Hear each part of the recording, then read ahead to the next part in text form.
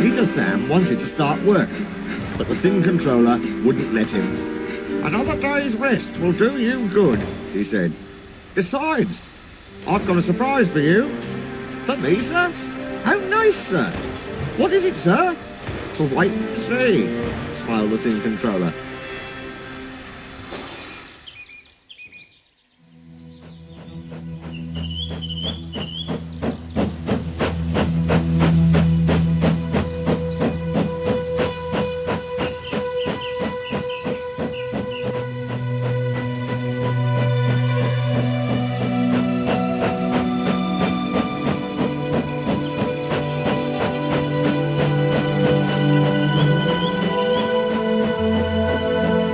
Surprise was Skarloey.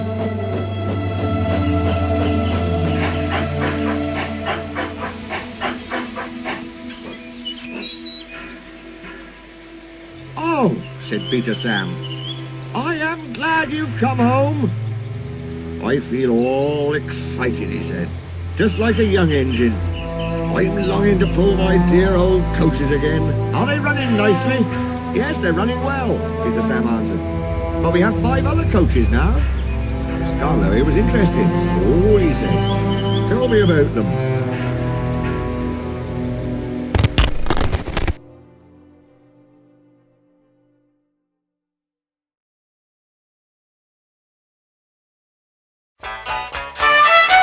Cora is a guardsman.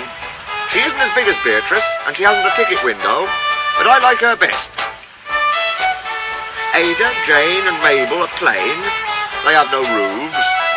Sir Handel says they are trucks. "But they have seats," said Peter Sam. "So I say they're coaches. What do you think, Skarloey?" The old engineer smiled. "If they have seats, they're coaches," he said firmly. "Sir Handel likes Gertrude and Millicent best," Peter Sam went on. "He always tries to take them alone. They have bogies.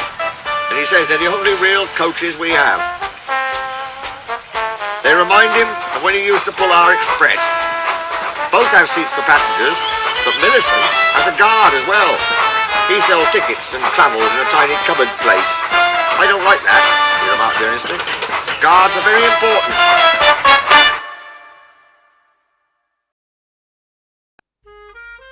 "They need vans. They shouldn't be put into cupboards." Skarloey said nothing, so Peter Sam continued. "Did Rusty help you off your truck?" "Yes. He says he's come to mend the line and do odd jobs." "I like him," smiled Skarloey. "So do I." Peter Sam explained how kind Rusty was when he had his accident. "It's a pity Duncan doesn't like him." "Who is Duncan?" "He came as a spare engine after my accident." "Is he useful?"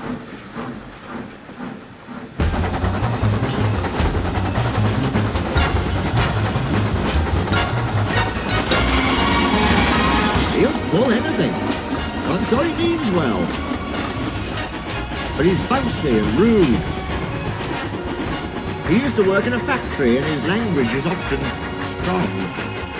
"I understand," said Skarloey gravely.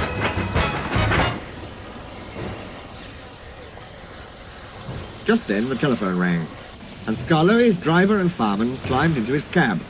"Come on, old boy," they said. "Duncan is stuck in the tunnel, and we'll have to get him out." Skarloey was pleased. He wanted to run, and looked forward to meeting Duncan.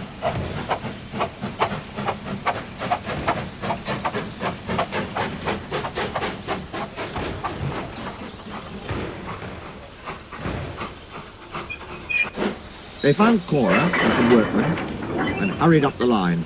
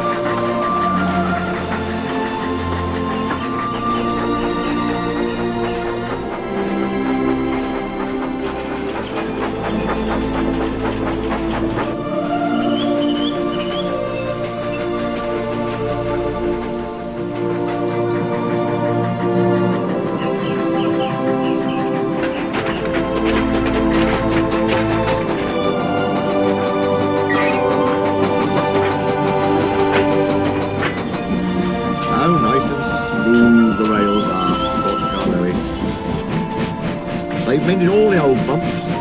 Rusty has helped to do that. I must tell him how nice it is.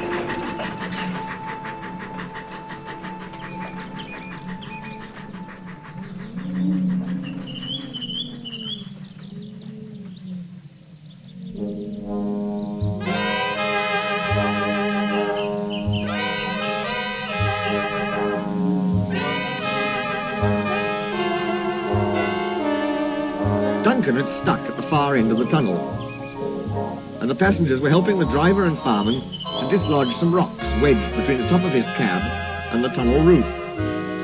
Duncan was cross. "I have a plain, blunt engine," he kept saying. "As speak as I find. Tunnels should be tunnels and not rabbit holes. This railway is no good at all." "Don't be silly," snapped his driver. "This tunnel is quite big enough for engines who don't want to rock and roll."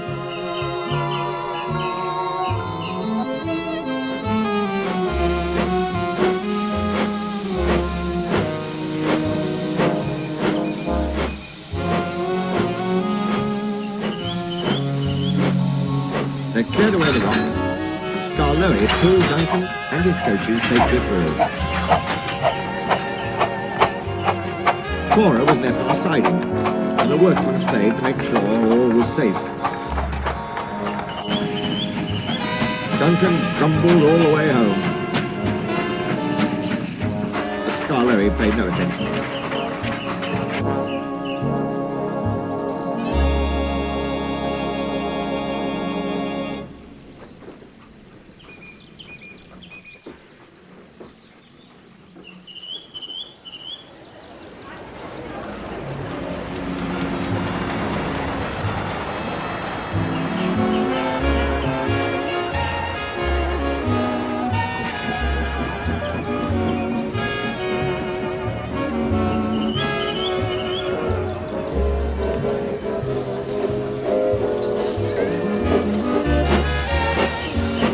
The Thing Controller was waiting for them. "Listen to me, Duncan," he said. "There is nothing wrong with that tunnel. You stuck because you tried to do rock and roll. If it happens again, I'll cut down your cab. And your funnel too." Duncan, abashed, was neither plain nor blunt for a whole evening.